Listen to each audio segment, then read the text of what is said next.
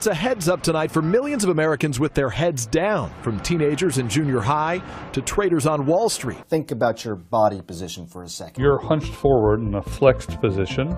It puts extra pressure on the discs in the neck. And when you're hunched over at a 60-degree angle looking at a mobile device, Pressure on discs, pressure on nerves, and a lot of that pain.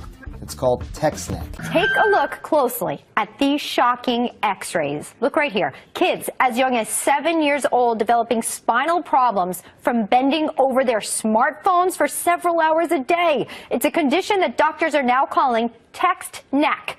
The human head weighs about 10 pounds to 12 pounds. Bending it apparently can raise that to the equivalent of 60 pounds on the weight of your neck. For a 7-year-old, that's like carrying around another 7-year-old on his neck. So text necks can cause muscle strain, pinched nerves, herniated discs, headache, anxiety, depression, and even heart rate and blood pressure are affected. So what can we do to prevent this condition in our kids and ourselves? Here with some important tips, Dr. Kelly Starrett, a physical therapy and co-founder of Mobility WOD, author of The Supple Leopard, joins us now at Fox & Friends. Okay, Dr. Kelly Starrett, what are we going to do about text neck? The x-ray, the proof is in it.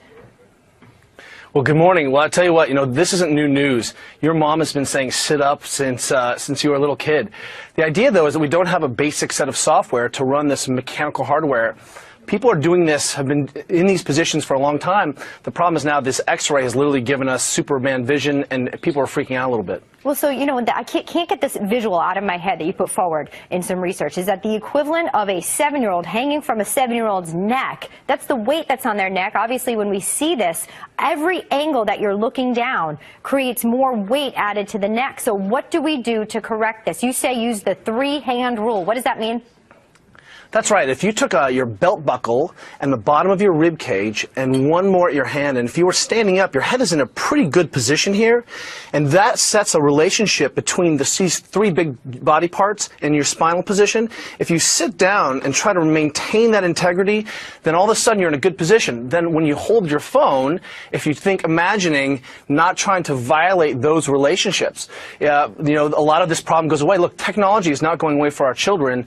The Kaiser Family Foundation said that kids are spending between 8 and 18 are spending about 7.5 hours a day. We're not going to get technology out. What we have to do is remind our kids that, hey, if you're in this position where the hands are coming together on any one of these landmarks, then what we need to do is remind our kids to get back up.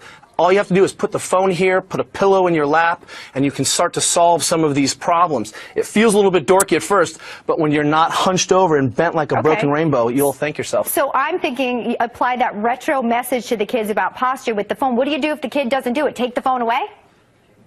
Well, I have 2 daughters, and we're not tech agnostic at our house. What we've done is we've said, hey, look, we've taught you guys how to sleep and how to brush your teeth and how to dress yourselves. This is how you inoculate your body against the ill effects of working with the modern world. And when our kids find themselves in a bad position, we just kindly remind them, hey, that's not what our family does.